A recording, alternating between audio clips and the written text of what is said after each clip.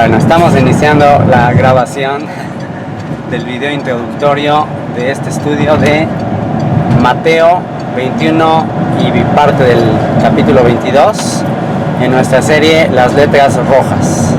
Estamos en Jerusalén y estamos subiendo el Monte de los Olivos. Esto es lo que ustedes encontrarían aquí en su camino al Monte de los Olivos. Ahí van a ver ese letrero. Estamos viendo ahí, Monte de los Olivos. Bueno, pasó muy rápido, pero eso decía ahí. Y estamos llegando a la cima de esta montaña, de este monte que está mirando todo el panorama de la ciudad de Jerusalén. Esta es una de las mejores vistas que se tienen de Jerusalén. Desde aquí se ve el monte del templo. Desde aquí en tiempos de Yeshua se veía el segundo templo, que actualmente ese lugar está ocupado por un templo musulmán, por el Domo de la Roca, una cúpula dorada que ahorita ustedes la van a ver. Y bueno, pues es de los momentos y de los lugares que más le impresionan a todos los turistas cuando vienen a Jerusalén. Es el Monte de los Olivos y la vista que hay desde acá. Y el Monte de los Olivos está ubicado en una sección que ahorita la están observando aquí. Es una sección de viviendas árabes principalmente. El tipo de población que hay aquí en el Monte de los Olivos y en sus alrededores es una población en su mayoría árabe. Y pues ya verán al llegar ahí, hay muchos autobuses, muchos turistas que vienen. A veces no es tan fácil llegar ahí porque se hacen muchos embotellamientos, pero en esta época nos tocó venir en tiempo de crisis por la cuestión de la guerra que se está llevando acá en Gaza. Entonces no hay tantos turistas, mucha gente ha cancelado sus viajes, pero aquí vengo con un grupo de valientes que vienen de Londres, vienen de Colombia, y pues ellos fueron valientes y dijeron, bueno, Dios está en control de todo lo que pasa, el que guarda a Israel no duerme, Él está en control de todo esto, y pues se animaron a venir, y es con ellos que tendré el honor de hacer esta serie de las letras rojas en los capítulos 21 y 22, y en esta semana estaré terminando ya toda la serie de las letras rojas para tener ya la última semana en la vida de Yeshua el Mesías, la semana de la pasión, la semana a partir del momento en que Él se presenta aquí en el Monte de los Olivos, y en ese momento permite ya de manera abierta que se le proclame como el Hijo de David, como el cumplimiento de toda la profecía, como aquel que habría de venir a liberar al pueblo de Israel. Y cumple la profecía de Zacarías en este monte, de que el rey vendría a Israel, el rey vendría a Jerusalén, la ciudad fundada por David, manso, humilde, cabalgando en un pollino, en un burrito, hijo de asna. Y ahorita estudiaremos todas las implicaciones de lo que significó el que él descendiera en un burrito. De hecho, aquí pues justamente aprovechando el turismo, están aquí algunos arbanos árabes alquilando burritos, así que si alguien quiere recrear la escena de Yeshua bajando el Monte de los Olivos en un burrito, pues incluso puede cumplir su sueño y puede bajar en un burrito también. Así que bueno, pues ya veremos ahorita que bajemos la vista de Jerusalén. Y le doy gracias también aquí a nuestro chofer Nuno, muchas gracias. Nuno de Portugal, que nos está haciendo favor de traer. Y bueno, pues vamos a bajar y les muestro la vista maravillosa desde el Monte de los Olivos de todo Jerusalén. Vamos a bajar. Bueno, pues ahora sí ya nos bajamos. Y ya estamos aquí pisando el Monte de los Olivos. Estamos aquí en la cima del Monte de los Olivos y viendo todo el panorama que se ve desde aquí. Y como les decía, la vista que se tiene de Jerusalén en este lugar es la vista más espectacular. Y sobre todo pensando en lo que sucedió aquí.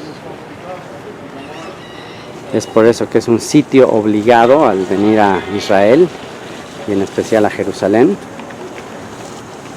Y mientras camino por aquí, que esto es un mirador, aquí es donde les digo que vienen turistas y se detienen aquí los autobuses y aquí se bajan todos a tomar las fotos memorables que todo aquel que ha venido a Jerusalén sin duda tiene una foto desde aquí.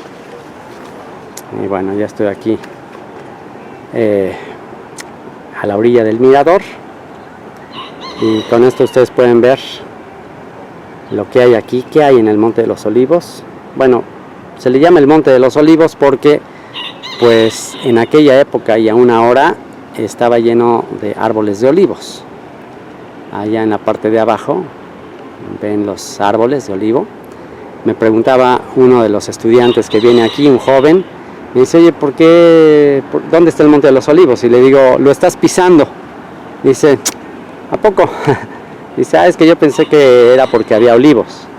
Le dije, bueno, pues es que sí hay olivos. Mira, todos esos que están ahí abajo son olivos. Aquí en la parte de atrás de mí, ahí hay más olivos, todos esos son olivos. Ahí en la parte de atrás hay más olivos. Este que está aquí justamente es un olivo. Okay, ahí pueden ver el fruto. Hay uno de los olivos. Y pues tenía que ser este monte de los olivos el lugar idóneo que cumple todo el paralelismo, todo el distintivo, para que aquí se presentara el ungido de Dios, el Mesías, que eso es lo que significa la palabra Mesías, su traducción al griego Christos o Cristo, que es la traducción de la palabra ungido, simplemente. Ungido en relación a la ceremonia que se llevaba a cabo con los reyes, con los sacerdotes, en lo cual se le derramaba aceite hecho de estos olivos. Se les derramaba aceite en la cabeza, simbolizando que la sabiduría, el Espíritu de Dios, del Creador de los cielos y la tierra, descendía sobre dicha persona.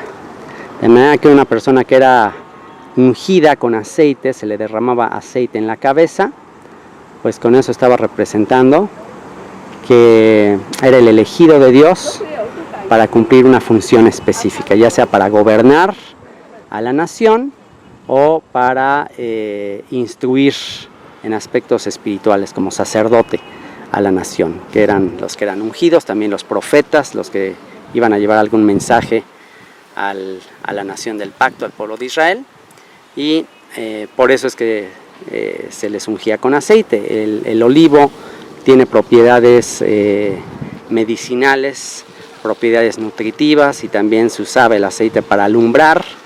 Se ponía aceite en lámparas y con eso se alumbraba, se disipaba la oscuridad. Así que todas estas eran las funciones de un gobernante, de un sacerdote, de un profeta: alumbrar, sanar, nutrir al pueblo. Y por eso es que el Mesías viene aquí, y aquí él es proclamado como el ungido, como el elegido para traer sanidad, para traer nutrición, para traer luz a este pueblo que estaba en opresión, que estaba enfermo, que estaba en tinieblas a causa de sus pecados. Y pues es desde aquí que Él desciende en un burrito. Ahorita veremos por ahí que anda, como les decía, aquí se aprovecha de toda esta historia para incluso alquilar un burrito por aquí, que ya se hizo muy famoso. Y Él desciende en un burrito rumbo ahí al monte del templo, rumbo a ese lugar donde llevaría a cabo lo que estudiaremos en estos capítulos 21 y 22, que es lo que vamos a estudiar el día de hoy. Así que, pues mirando este panorama en el Monte de los Olivos, es mi oración, es mi anhelo, que aquellos que escuchan por primera vez este mensaje y aún aquellos que ya llevan mucho tiempo estudiando las Sagradas Escrituras, tengan una comprensión mucho más profunda, pero a la vez mucho más simple y más sencilla del propósito, de la misión del Hijo de David, de aquel que descendió de este lugar y que dijo que si aquellos que le decían Hosana al Hijo de David, bendito el que viene en el nombre del Señor, si aquellos callaran, las piedras hablarían. Pues que mientras viva, las piedras no hablen, como dice esa canción famosa de Marcos Vidal. Padre, te rogamos que todos aquellos que escuchemos este mensaje, mientras vivamos, no callemos. No callemos de esta historia que transformó nuestras vidas, que nos dio esperanza, y que proclamemos a los cuatro vientos que Él es el Hijo de David. Y tú, Yeshua, te rogamos que salves ahora.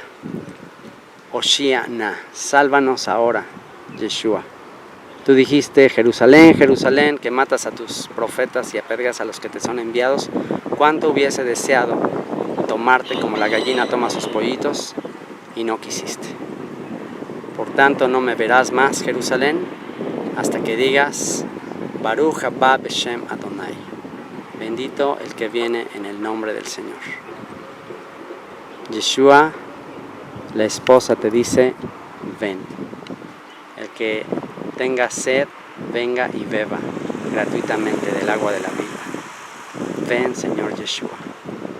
El Espíritu y tu esposa te dicen, ven, pronto. Baruch haba Beshem Adonai. Bendito el que viene en el nombre del Señor. Y bueno, no podía dejarles de enseñar el famoso burrito. Les decía que aquí podían incluso recrear la escena, todavía mucho más exacta, ahí con un burrito que pueden descender y de hecho pueden hacer toda la ruta de bajar este monte y llegar allá a la entrada de la ciudad. Y bueno, otra de las cosas que también se van a encontrar aquí son esas tumbas que ven. El Monte de los Olivos también tiene un cementerio judío que está aquí y que pues por supuesto es muy cotizado debido a la profecía que dice que el Mesías va a venir aquí al Monte de los Olivos. Tanto la tradición judía como la tradición cristiana, basada en las Escrituras, en los profetas, nos dice que el Mesías vendrá al Monte de los Olivos, así que considerando que cuando el Mesías venga se llevará a cabo la resurrección entre los muertos, pues los que quieren ser los primeros en resucitar, pues están dispuestos a pagar altas cantidades con tal de ser sepultados aquí y ser vivificados cuando el Hijo de David vuelva. Así que pues esperamos que eso sea muy pronto y en nuestros días, y que aunque no estemos en el Monte de los Olivos, nos traiga de los cuatro ángulos de la tierra, envía a sus ángeles y nos traiga de los cuatro ángulos de la tierra. Así que bueno, pues ahora sí vamos a buscar un lugar para grabar desde aquí e iniciar nuestro estudio de las letras rojas en el capítulo 21 y 22 del Evangelio de Mateo. Muy bien, vamos a iniciar nuestra grabación del día de hoy. Y bueno, si en el video no se ve mucha luz, no me veo con mucha luz, bueno, es porque estoy aquí debajo de un olivo precisamente. No, este no es un olivo, es un pino, pero bueno, estoy aquí cerca de un olivo. Y bueno, aquí lo importante es que ustedes vean la ciudad de Jerusalén. Eso es lo importante, que vean el monte del templo. Y también aquí que mis estudiantes privilegiados tengan la mejor vista que podían tener de Jerusalén mientras están estudiando el pasaje del día de hoy, que es Mateo 21 y 22, justo lo que sucedió en este lugar. Así que ustedes están en vivo y a todo color en el lugar de los hechos, donde se llevó a cabo la narración que vamos a ver a continuación, y lo van a poder experimentar como nunca en su vida lo podrían experimentar. Así que bueno, pues si se sienten agradecidos, si creen que hay motivos de sobra de gratitud para estudiar aquí el día de hoy, y sobre todo estar tan solos, y sobre todo que no nos vengan a vender tanto, eso es algo que es un milagro, estando aquí en la cima del Monte de los Olivos. Así que, ¿qué les parece si hacemos una oración y comenzamos nuestro estudio del día de hoy, ¿ok?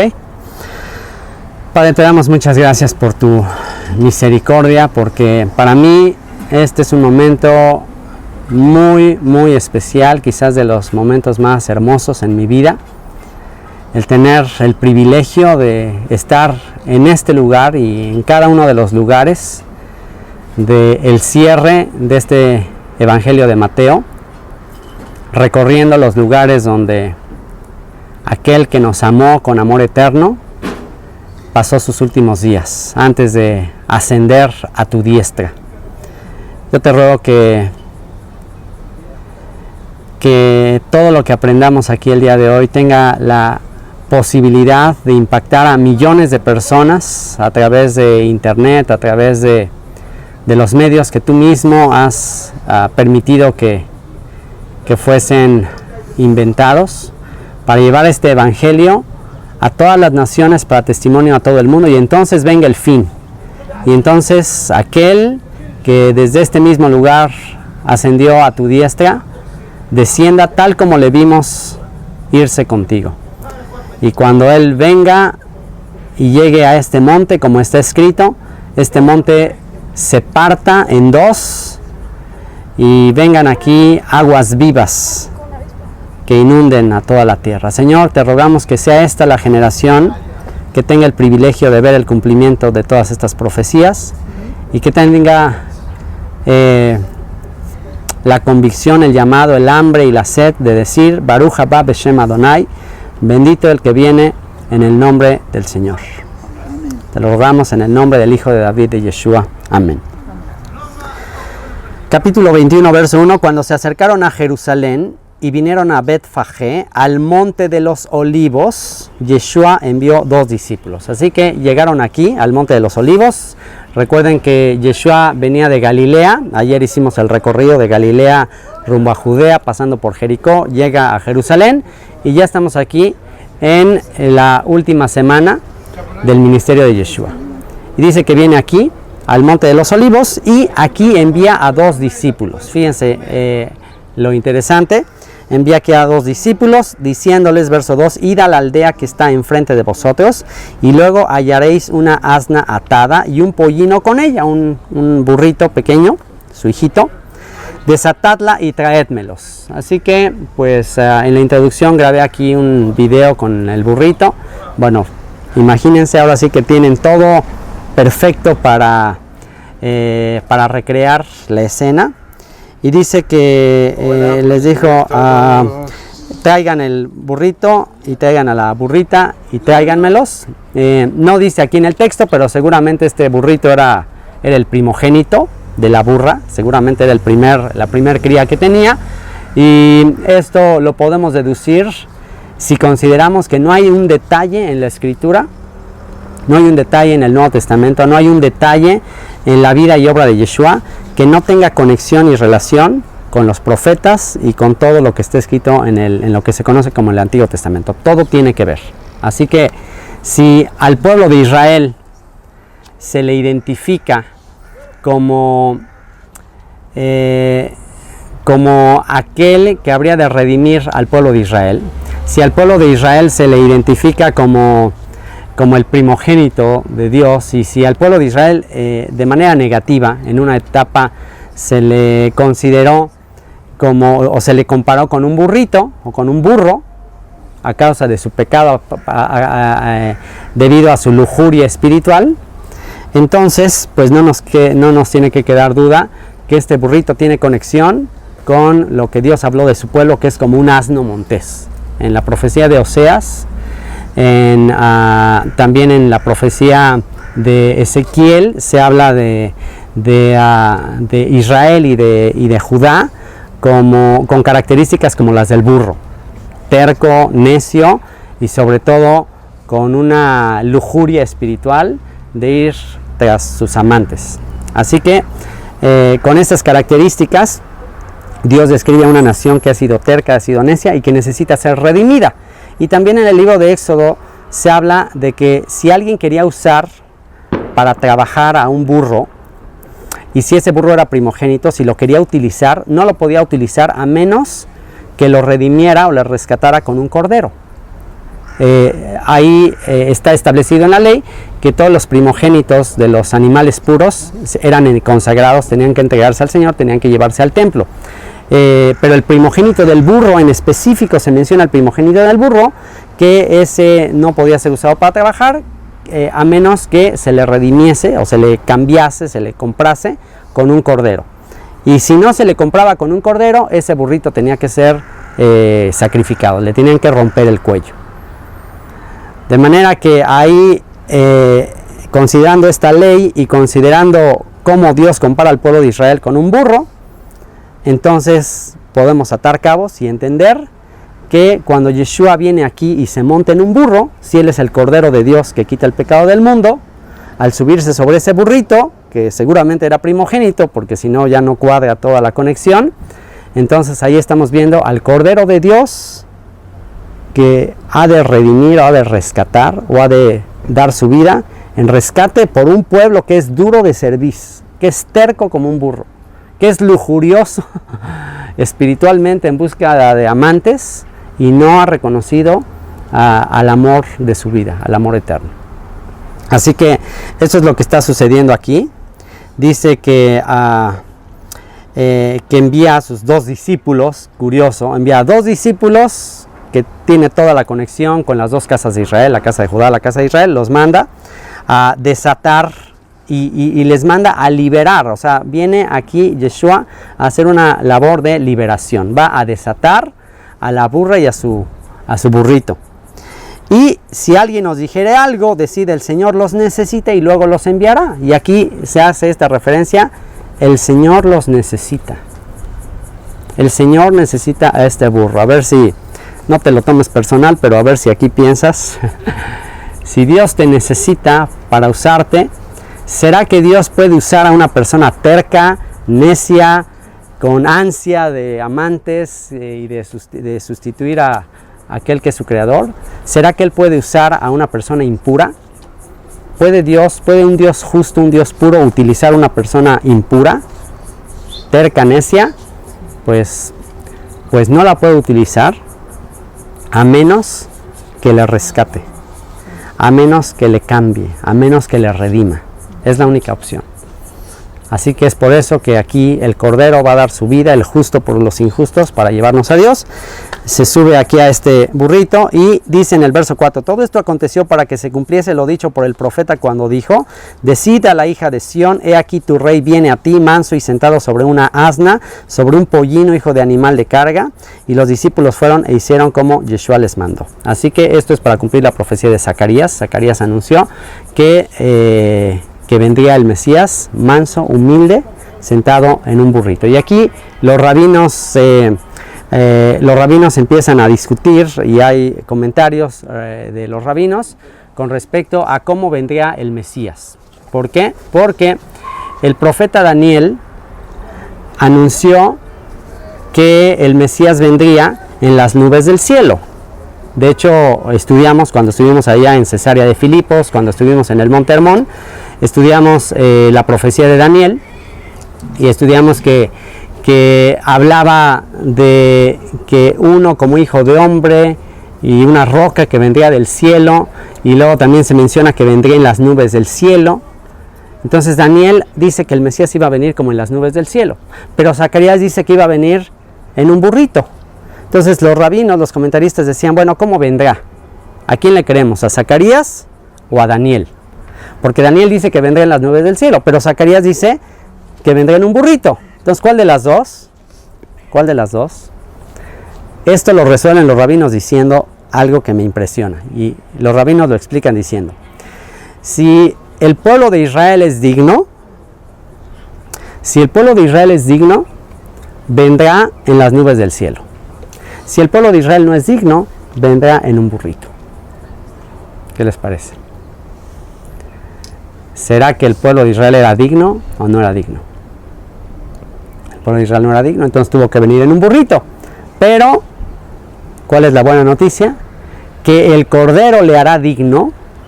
Ahora sí, el Cordero por sus méritos hará digno al pueblo de Israel de que también se cumpla la profecía de Daniel y que también venga en las nubes del cielo. Así que en la primera ocasión viene manso, humilde, como Cordero, pero en la segunda vendrá como león y rugirá desde los cielos y descenderá de los cielos para cumplir ambas profecías, la profecía de Zacarías y la profecía de Daniel. Así que, bueno, dice que le traen el asna, el burrito, y pusieron sobre ellos sus mantos, y él se sentó encima, y la multitud, que era muy numerosa, tendía sus mantos en el camino, y otros cortaban ramas de los árboles y las tendían en el camino. Esto es, ponían ramas en el camino, le iban haciendo como una alfombra para que de aquí pasara rumbo al monte del templo. Y bueno, en la época de Yeshua, de aquí del monte de los olivos rumbo a lo que están viendo ustedes allá atrás, había un puente que se había construido con el propósito de que no se pisaran las tumbas, porque ya desde aquella época aquí en el monte de los olivos había tumbas, siempre con la expectativa de que cuando el Mesías viniera, por cuanto iba a ser la resurrección de los muertos, pues los primeros en resucitar iban a ser los que estaban aquí. Por eso es muy cotizado comprar una tumba aquí, porque si quieres ser el primero, pues se dice, bueno, el que esté aquí va a ser el primero en resucitar. Entonces, para evitar pisar todas estas tumbas, había un puente que llevaba de aquí hasta el monte del templo. Y cuando Yeshua se monta en el burrito y empieza a ir rumbo a ese lugar, le van poniendo ramas, como si fuera una alfombra, y es como una entrada triunfal, como una entrada real. Y dice, y la gente que iba delante y la que iba detrás aclamaba. Estamos hablando de que eran tiempos de la Pascua, preparativos para la Pascua. Esto es lo que en el catolicismo se conoce como el famoso Domingo de Ramos, ¿okay?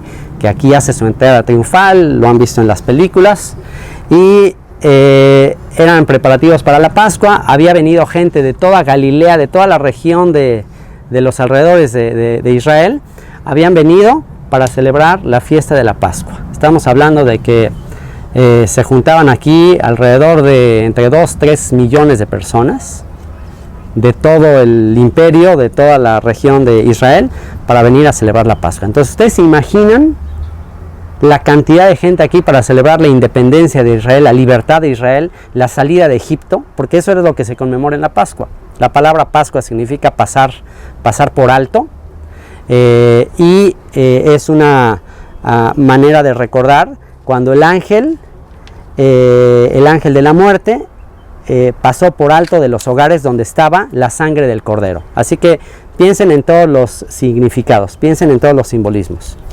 ¿Qué se requirió para la salida de Egipto? ¿Cuál fue la señal para sacar al pueblo de Israel de Egipto? La sangre de un cordero. Se ponía en los dinteles de las puertas la sangre de un cordero para sacar al pueblo de Egipto. ¿Y qué se requeriría para un segundo éxodo del que habló Jeremías? Jeremías capítulo 16 habla de que habría un segundo éxodo mayor que el primero. El primero fue de Egipto, pero el segundo éxodo sería de todas las naciones. Si para el primer éxodo se requirió la sangre de un cordero, ¿qué se requerirá para el segundo éxodo? Lo mismo. Ya Dios dio el patrón, ya Dios dio la señal. Dios no cambia, simplemente se va a repetir una vez más. Todo lo que sucedió en la primera Pascua fue una sombra de lo que habría de venir, una pista de cómo Dios haría la liberación final. Y aquí tenemos al Cordero de Dios que va rumbo a aquel lugar donde ha de ser sacrificado. ¿Para qué? Para ahora traer al pueblo de Israel, no de Egipto, sino de todas las naciones, de Colombia, de España, de Inglaterra, de México, de Canadá, Estados Unidos, de todas las naciones. Así que eso es lo que tenía que cumplir.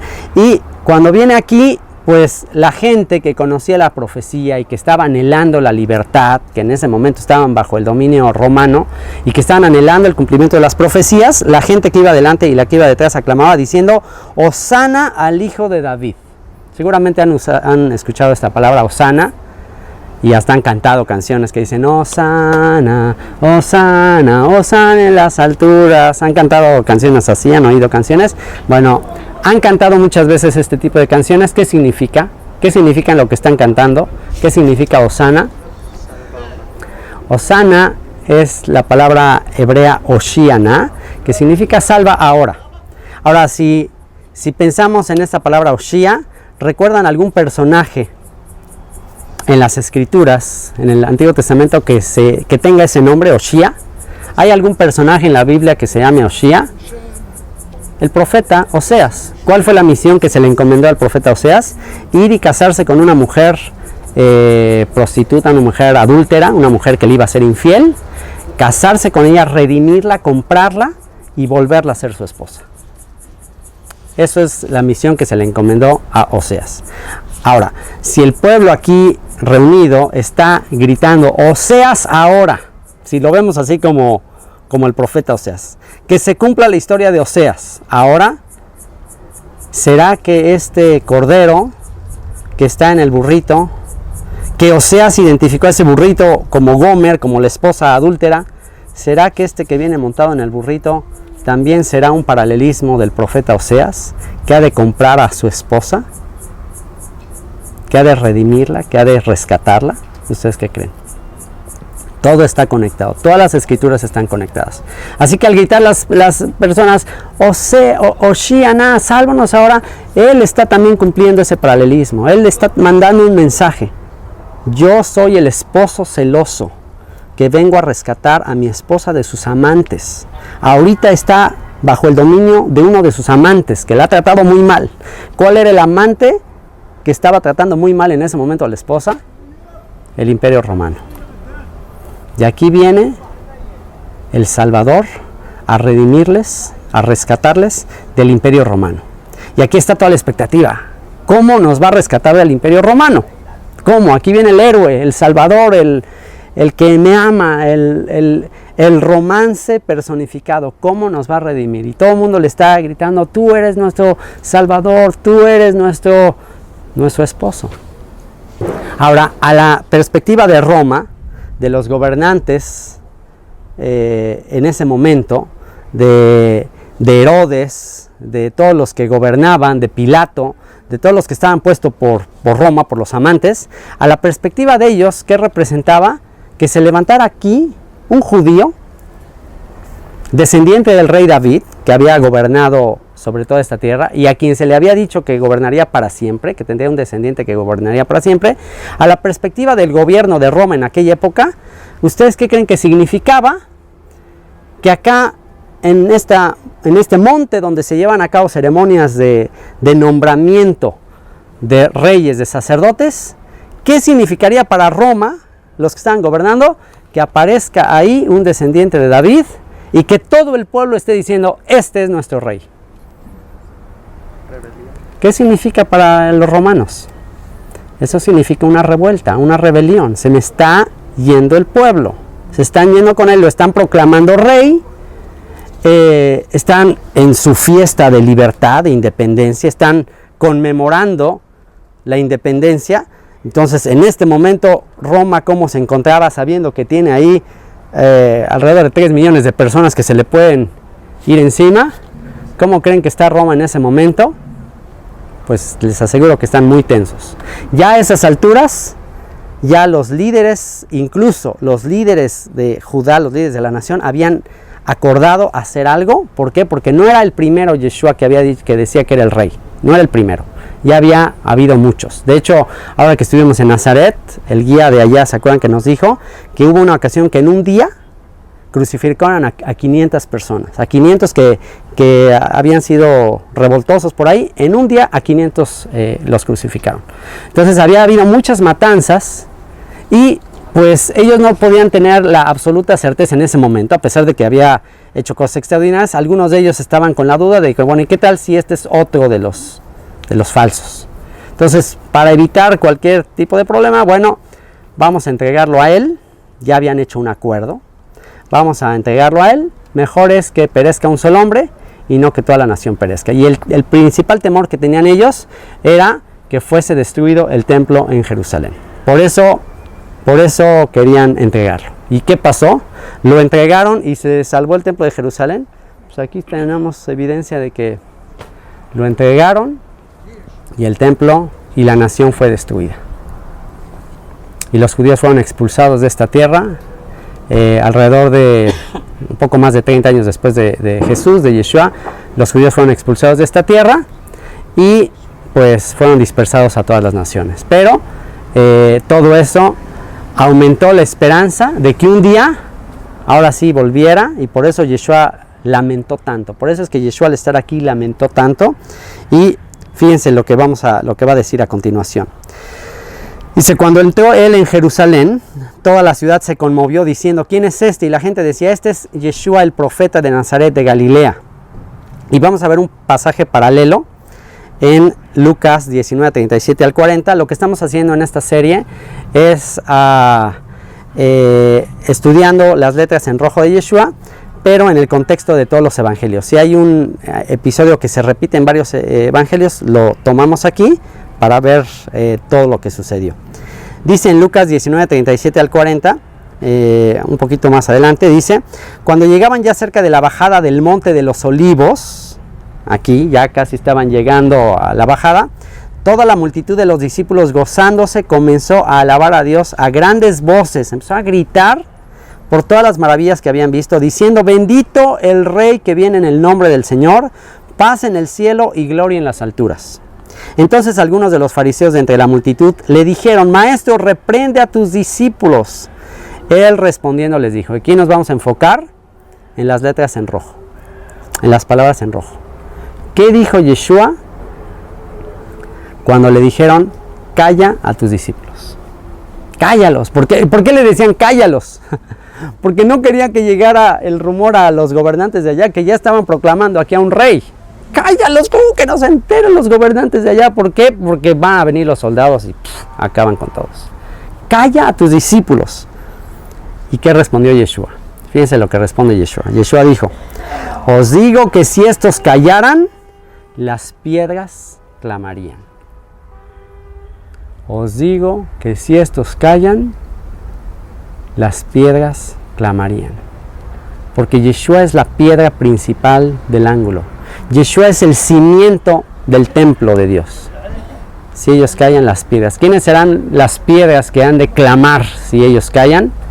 Las piedras, el apóstol Pedro dijo que todos los creyentes, todos los que están siendo redimidos de la dispersión, son piedras vivas.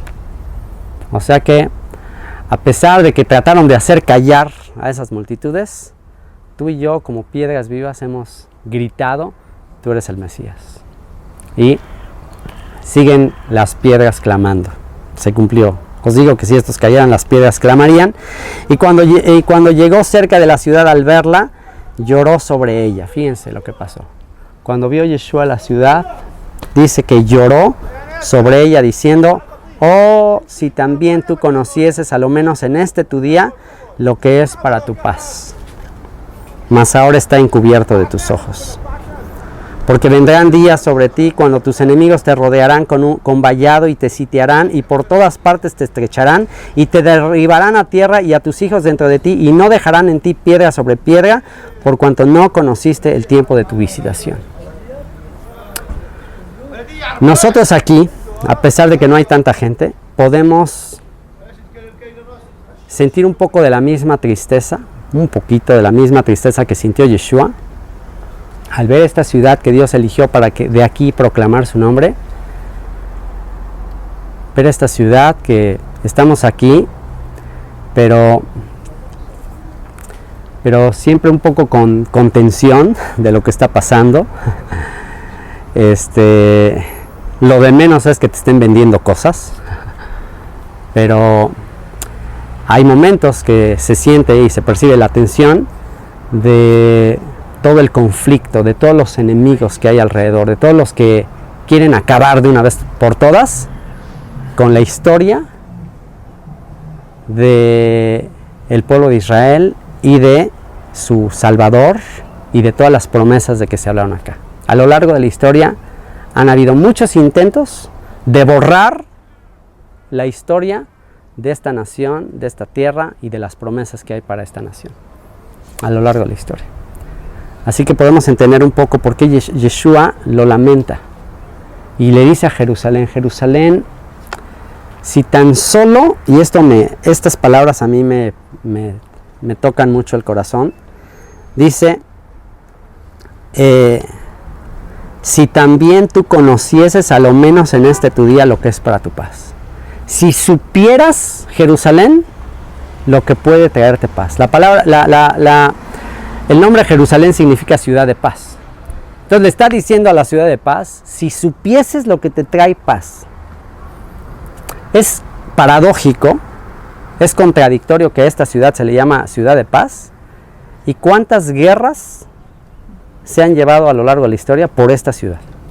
¿Cuántas veces esta ciudad ha sido destruida y reconstruida?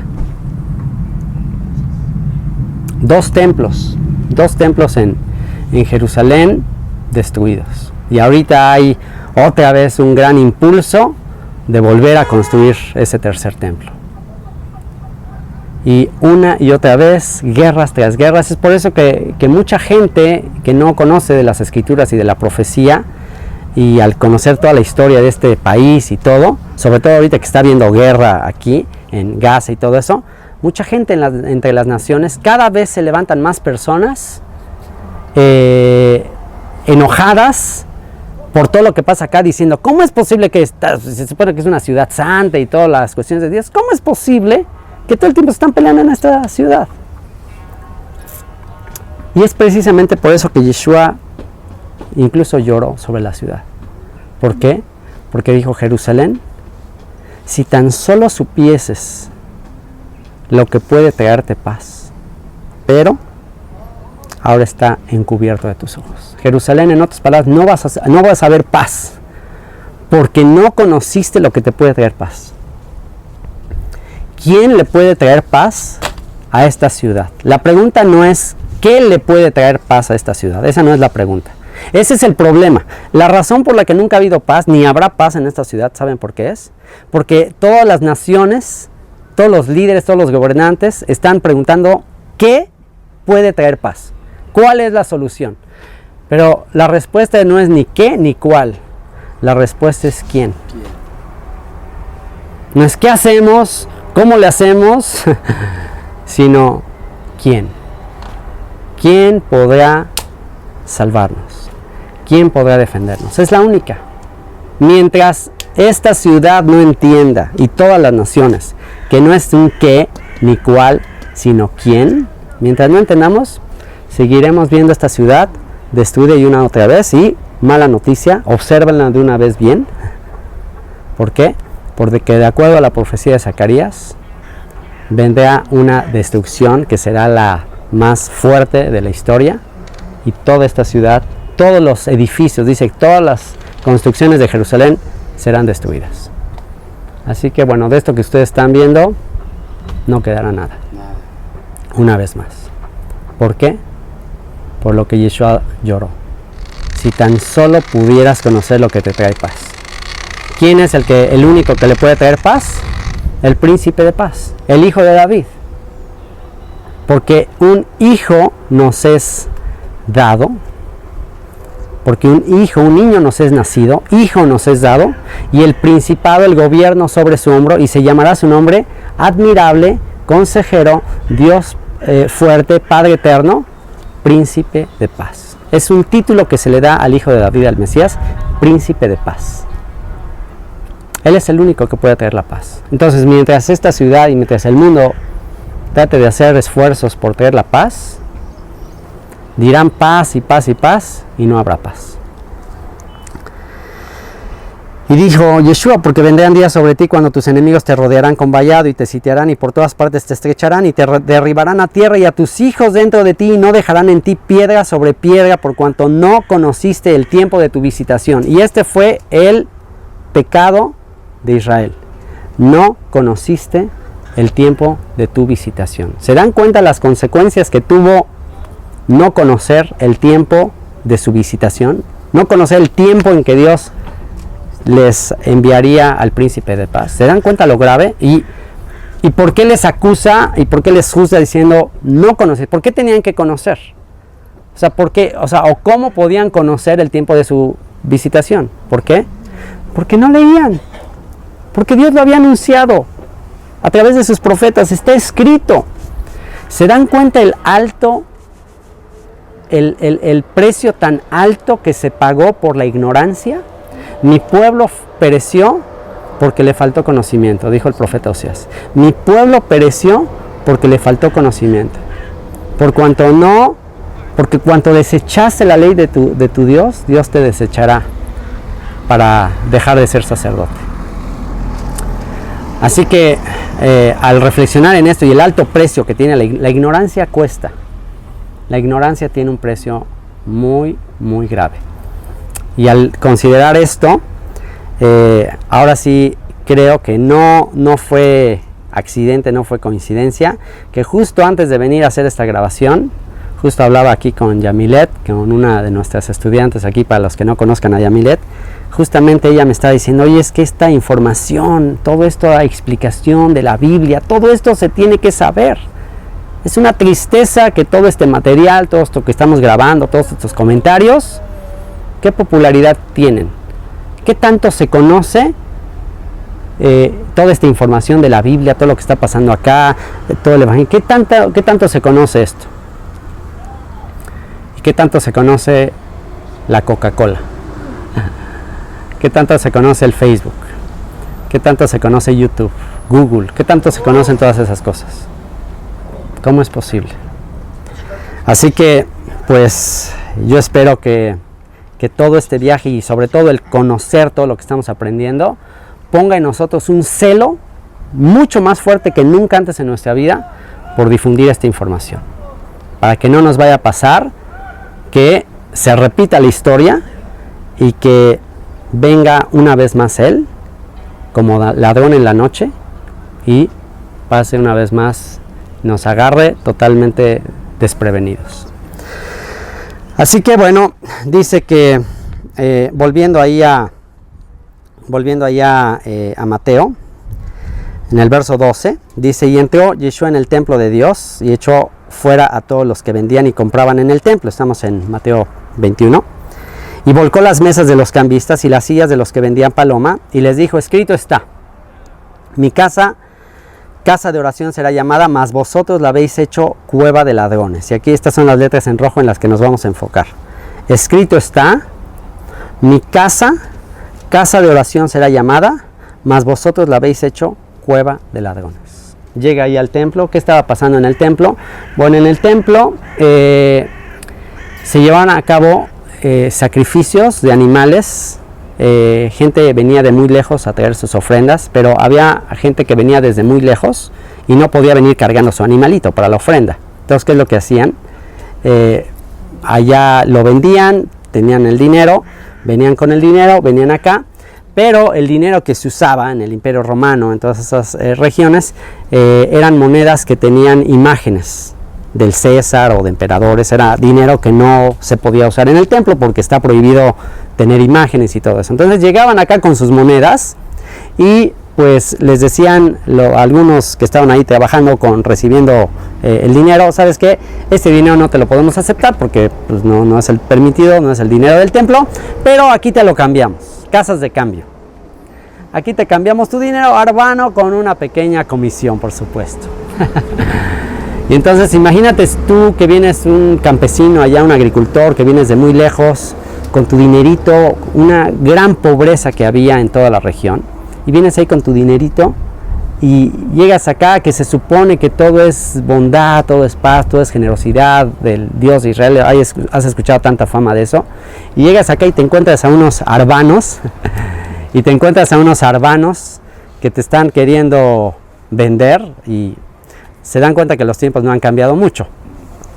Tú vienes acá y acá ya te quieren vender que te subas al camello, al burrito y que te lleves tus cositas. Es algo impresionante cómo el ser humano a lo largo de la historia usa la devoción, la fe de la gente, la sinceridad de la gente y trata de materializarla.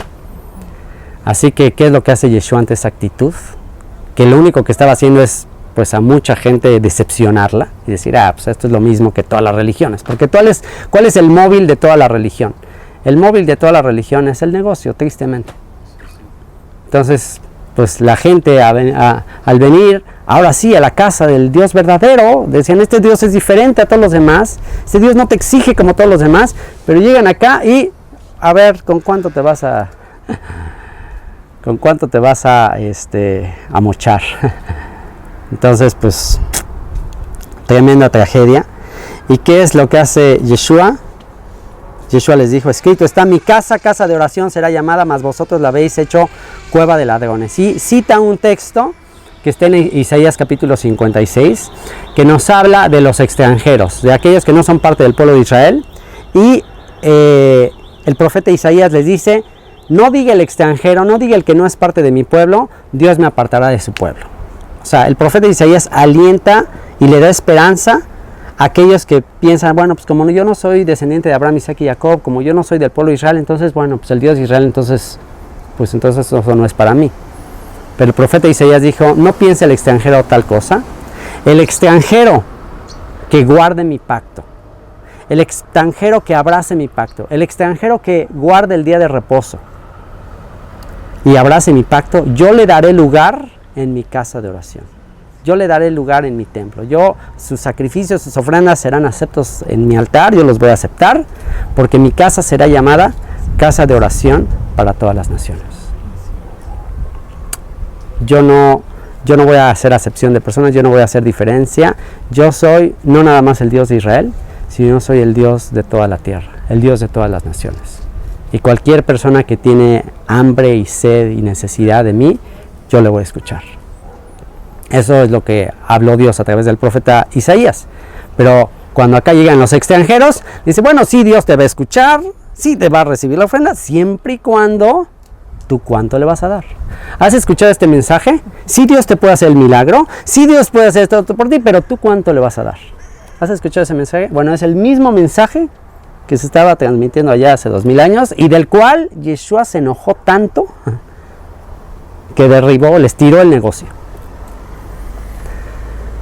Ponte a pensar qué haría Yeshua actualmente si otra vez se metiera a los templos, a las organizaciones y viera lo que está pasando. ¿Qué haría otra vez Yeshua? Y vinieron a él en el templo ciegos y cojos y los sanó, pero los principales sacerdotes y los escribas, viendo las maravillas que hacía y a los muchachos aclamando en el templo y diciendo Hosana al hijo de David, se indignaron. Porque pues, le están diciendo, hijo de David, wow, este es el Mesías prometido. Se indignaron y le dijeron, ¿oyes lo que estos dicen? Y Yeshua les dijo, sí, nunca leísteis de la boca de los niños y de los que maman, perfeccionaste la alabanza.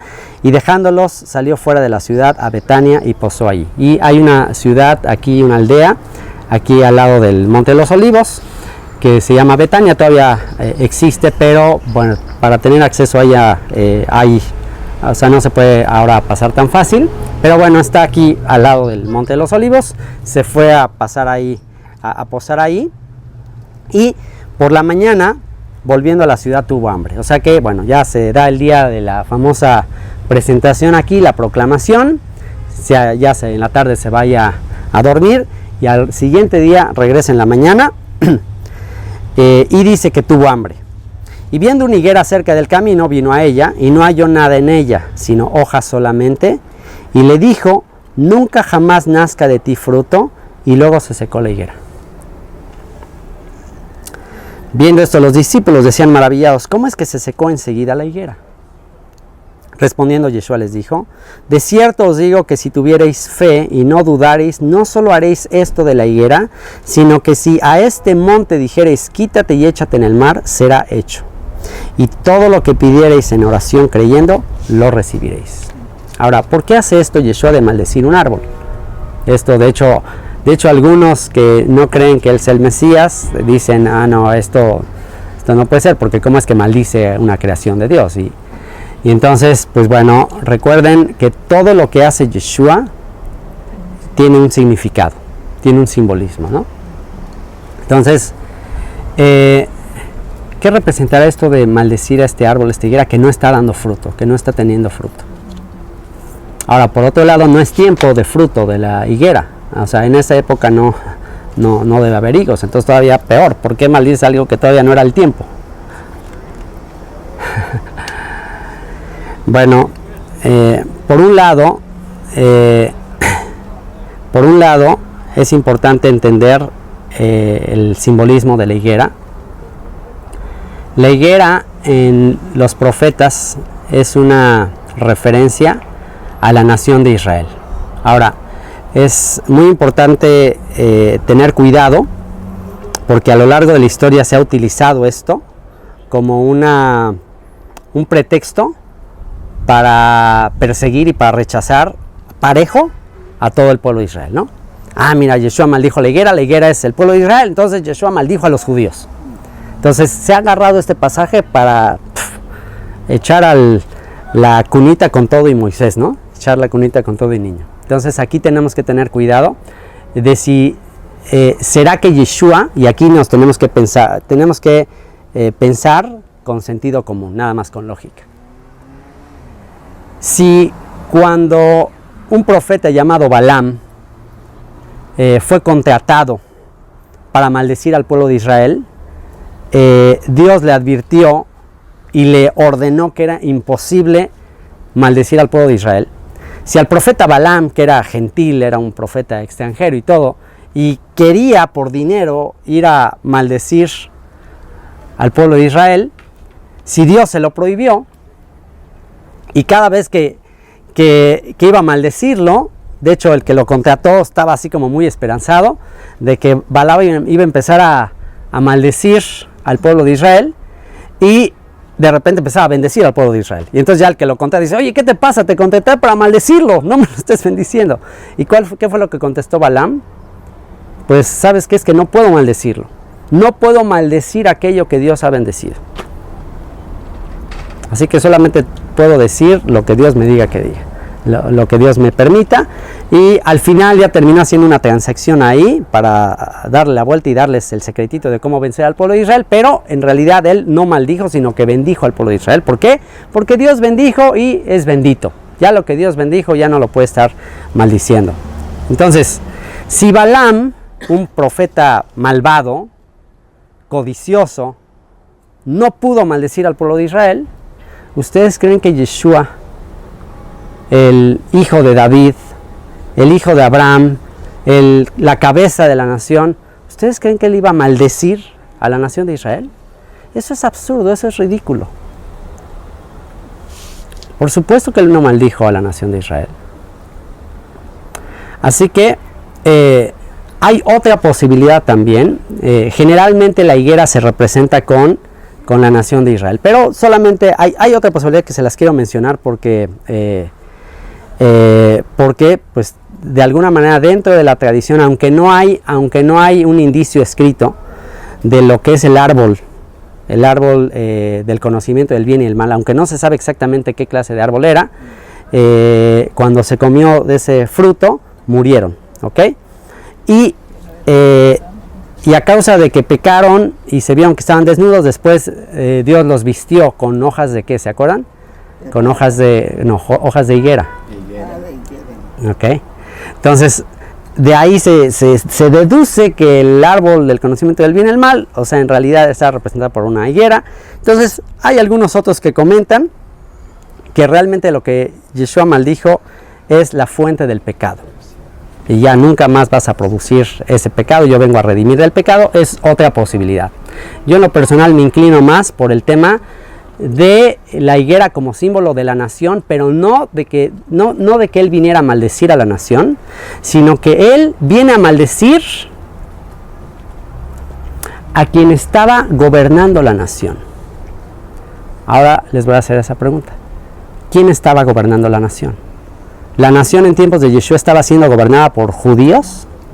No. La nación no estaba siendo gobernada por judíos.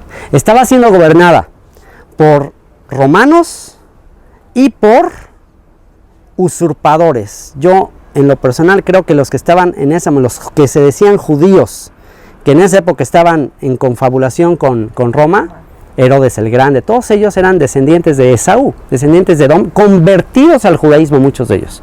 Algunos de ellos eran conversos al judaísmo y estaban confabulados con Roma, y en realidad no eran judíos, en realidad no descendían de Abraham, Isaac y Jacob, estaban ahí, se habían convertido por cuestiones políticas y de poder para gobernar a este pueblo. Por eso es que el pueblo no los quería, por eso es que el pueblo no los aceptaba. Y el mismo Yeshua les dijo: ustedes no son hijos de Abraham, ustedes son hijos de su padre el diablo. Entonces, esos pasajes han causado mucha confusión y persecución a lo largo de los siglos. ¿Por qué? Porque cuando Yeshua, en el Evangelio de Juan principalmente, le dice a los judíos: ustedes son hijos de su padre el diablo, el que no conoce toda la historia del pueblo de Israel, inmediatamente dice: ¿ves? Le está diciendo eso a los judíos. Pero Yeshua dijo: ustedes no son hijos de Abraham. Si fueran hijos de Abraham, harían las obras de Abraham.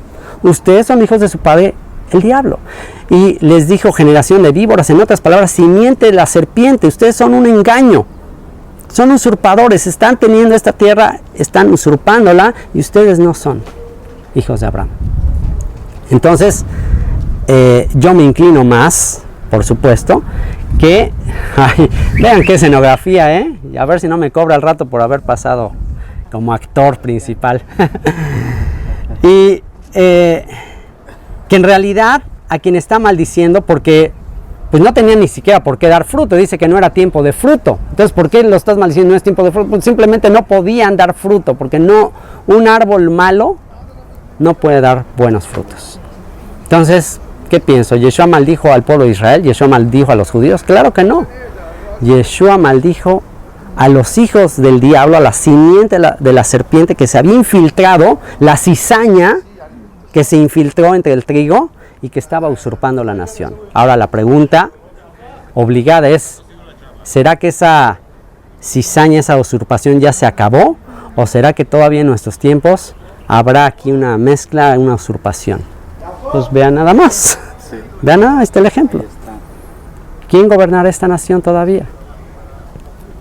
Pues los mismos, los descendientes de los mismos que en la época de Yeshua lo mandaron crucificar. Aquellos que está profetizado con los que Israel en cada generación tendrá guerra. La descendencia de Amalek. Está escrito que siempre en cada generación habrá descendientes de Amalek, que son descendientes de Esaú, que tratarán de acabar con el pueblo de Israel. Y la batalla final en este lugar, ¿quién creen que va a ser? Amalek, el espíritu de Amalek contra los hijos del pacto, contra Israel. El problema aquí, y aquí el gran error en el que podríamos caer por no tener cuidado en esta historia, es que empezamos a juzgar antes de tiempo. Empezamos a juzgar en base a apariencias. ¿Y cuál es el problema con eso? Que solo Dios sabe quién es cizaña y quién es trigo. Solo Dios sabe. Y Él es el único que va a hacer la separación.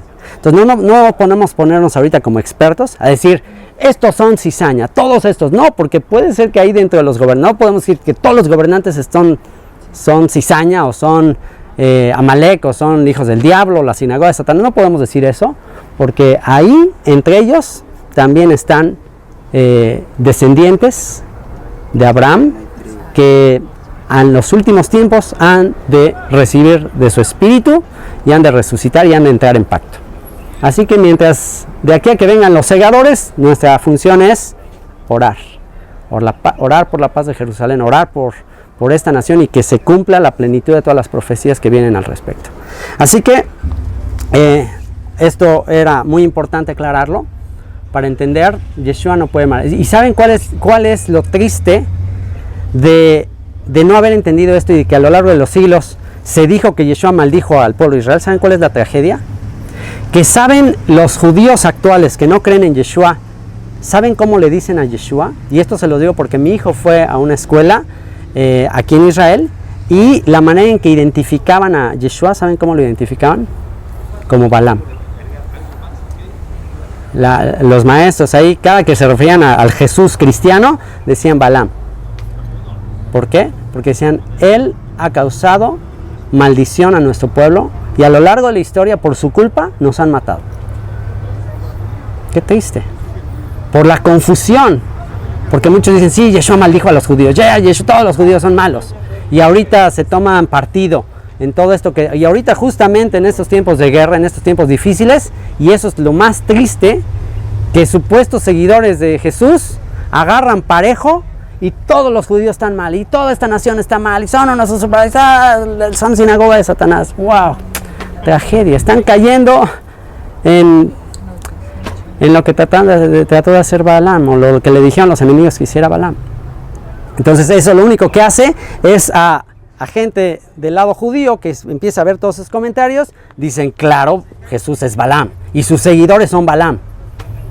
¿Y tú crees que vas a tener oportunidad de hablarles de Yeshua como el que les viene a bendecirles y a amarles y a dar su vida por ellos? ¿Tú crees que van a querer escuchar después de que vean a simple vista lo que les estás diciendo? Claro que no. Así que bueno, se sorprenden los discípulos, wow, ¿cómo hiciste eso? Y les dice, si tienen fe, pueden hacer que este monte se vaya de aquí a allá.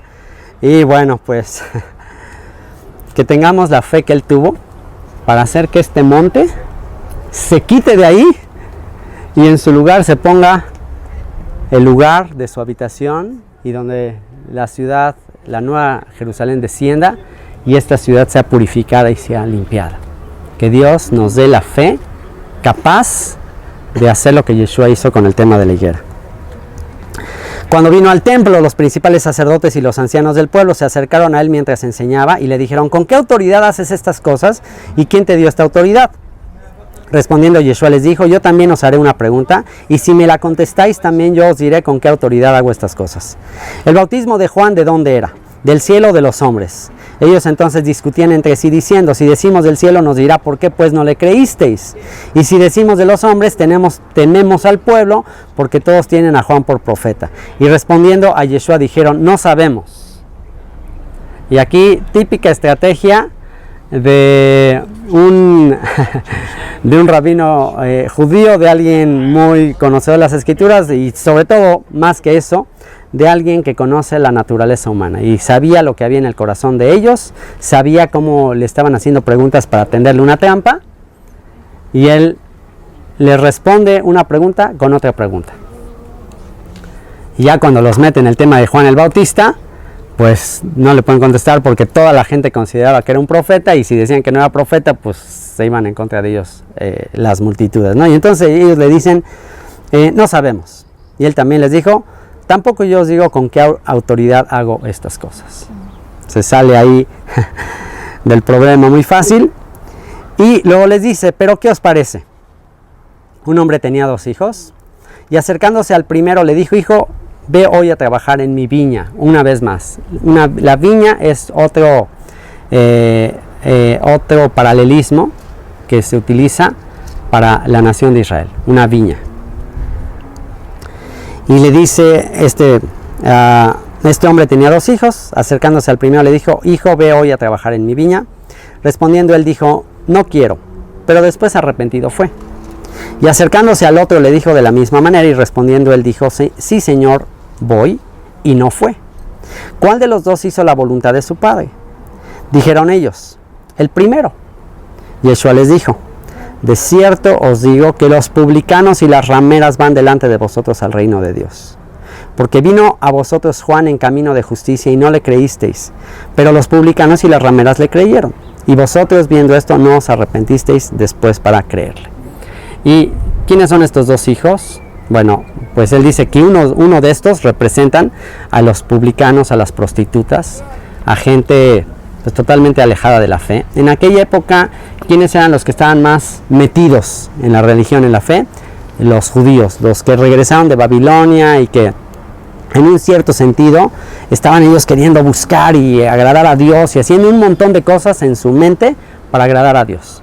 Y en su supuestamente ellos querían hacer todo como Dios les decía, y trataban de obedecer la voluntad de Dios, y estaban por otro lado los que estaban totalmente alejados, los que ya realmente estaban viviendo en contra de los mandamientos, y estos se identifican principalmente con los galileos, los del norte.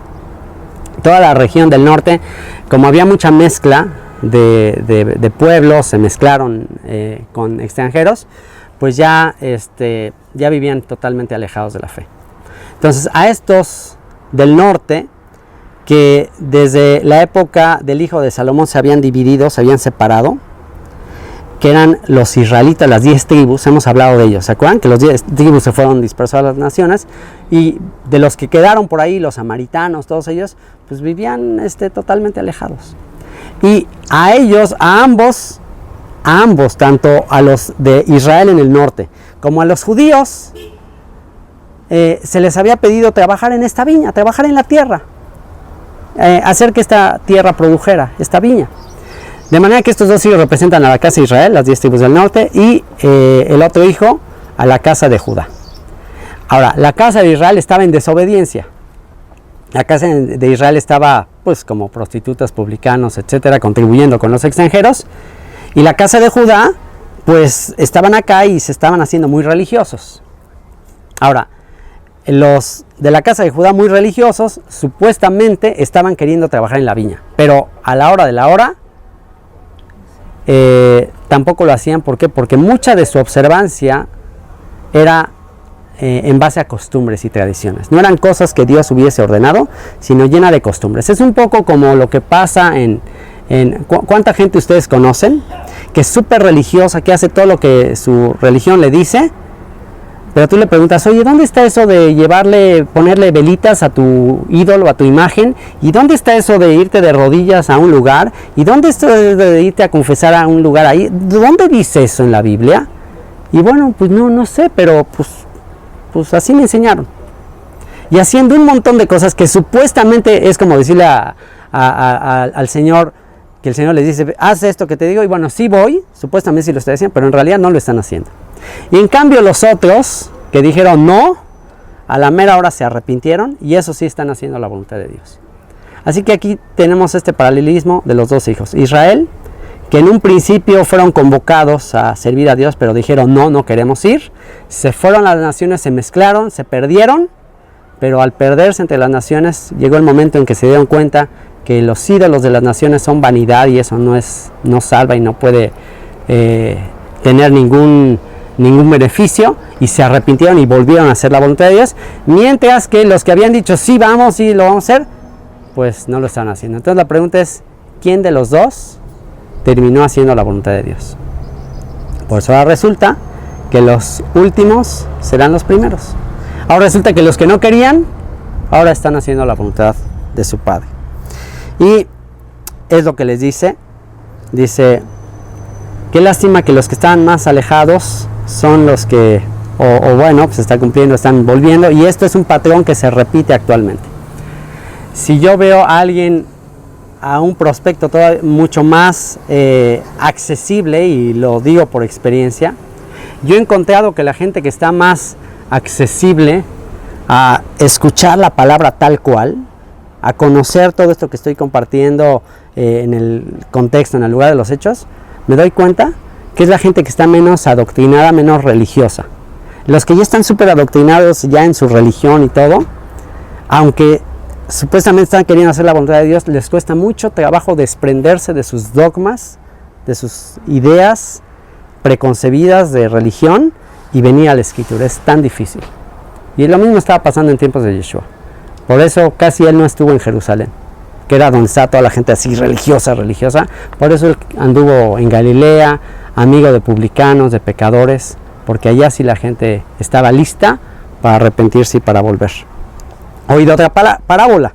Hubo un hombre padre de familia, el cual plantó una viña, la cercó de vallado, cavó en ella un lagar era donde se pisaban las uvas, edificó una torre. ¿Se acuerdan de la torre que vimos ahí en Nazaret? Bueno, por eso es que el guía ahí en Nazaret nos dijo que esta parábola que está